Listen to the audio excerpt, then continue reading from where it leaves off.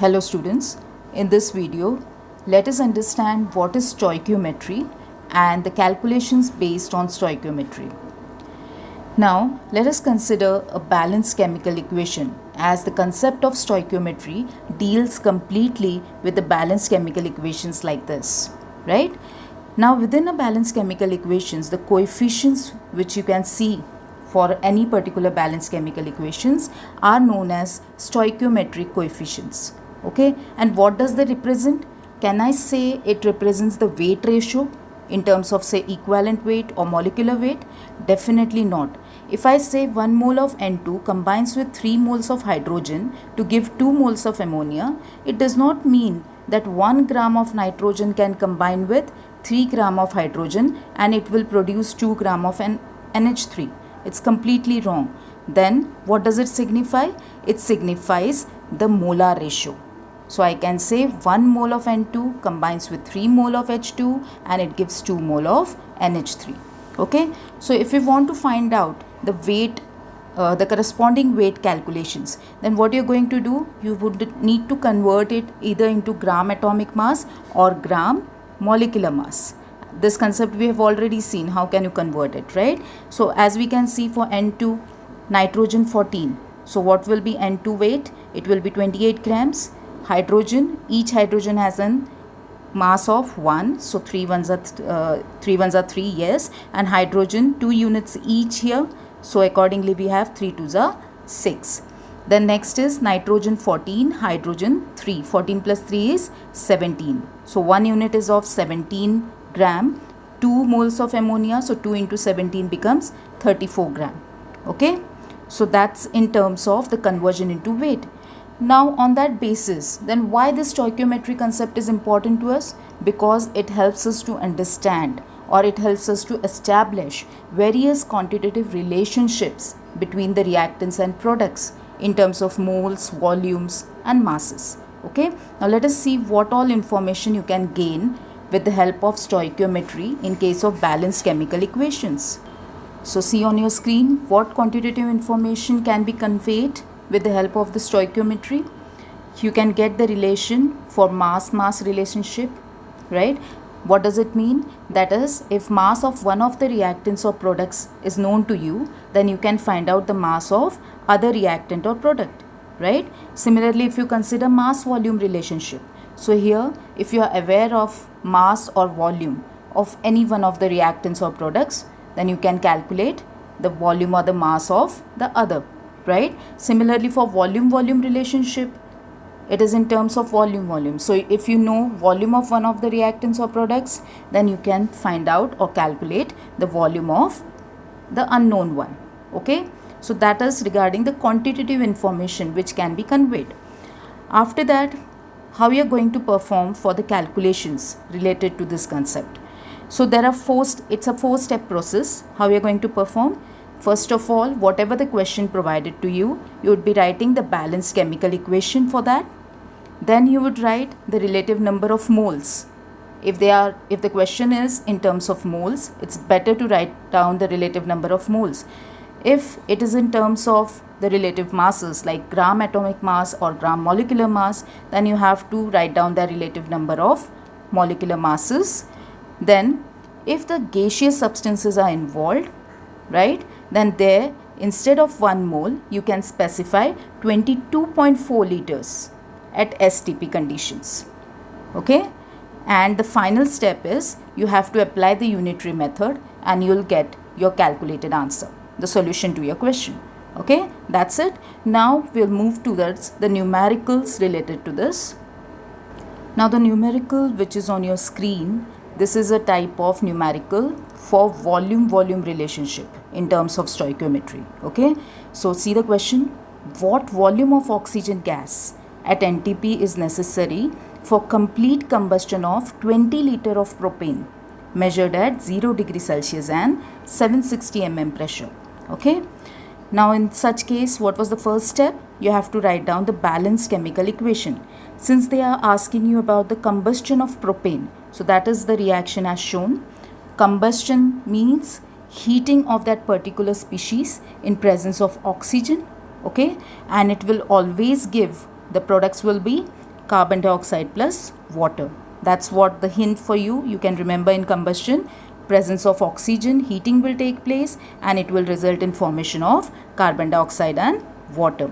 Now the first step is to balance this chemical equation. Let us balance it. How you balance? I've already uploaded a video to you regarding balancing of chemical equation, right? So how can you balance? Write down the elements involved. So the elements involved are carbon, hydrogen, oxygen on either sides, reactants as well as products. Next, what you're going to do? Write down the number of atoms involved. So carbon is 3 on this side. On the other side, carbon is only 1. So you have to make it 3. That means, say I'm adding 3 here. 3 moles of carbon dioxide.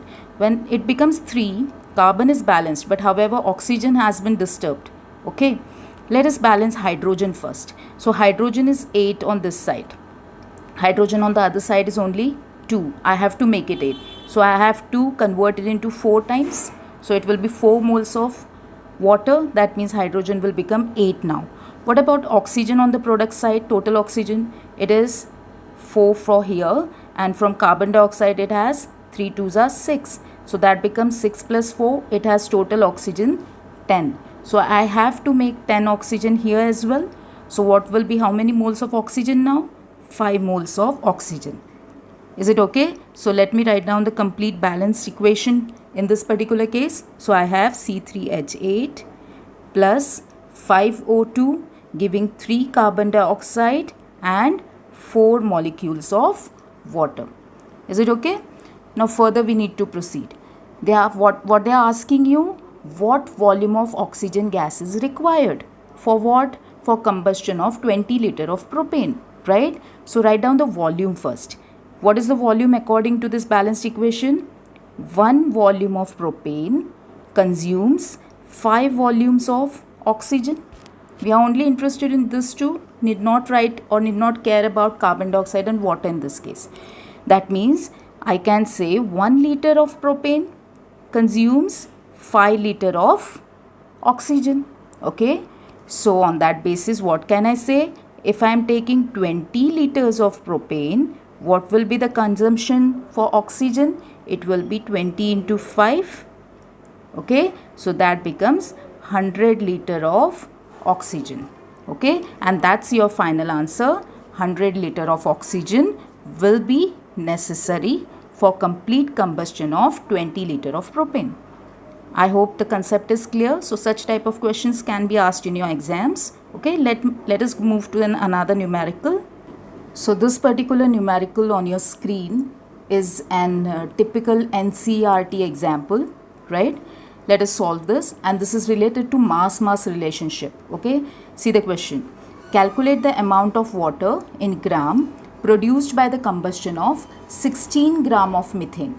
Okay, now what you're going to do again? You have to write down the combustion of methane equation. Then you have to balance it. Let us balance it. Again, you have to write it down the same way. Carbon, hydrogen, oxygen on either side, the elements involved. Okay. Then you have to balance. How many carbon atoms? On the reactant side, 1. On product side, 1. Already balanced. What about hydrogen? Reactant side, there are 4 hydrogen atoms. And on the product side, there are 2. So you need to make it 4. So you have to add 2 moles of water molecule. So it will become 4. How many oxygen on the product side? 2 here and 2 here. Okay. So that became 4. So oxygen is 4. That means on the other side, on the reactant side, you have to make it 4. To make it 4, you'll have to add 2 moles to it. Okay. Is it clear? So that's your balanced equation. Let me write it down. So the balanced equation becomes CH4 plus 2O2 giving CO2 plus 2 moles of H2O. Is it okay? What next? Since you have been asked the amount of water in terms of gram, mass-mass relationship has to be established. So you have to establish the relation between what? Only water and methane. No need to consider the other species.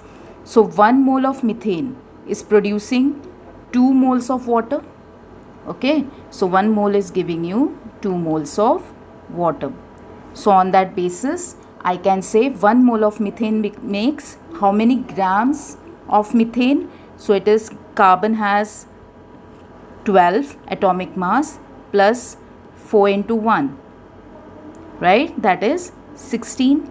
So that is 16 gram of methane, right? And how many grams of water?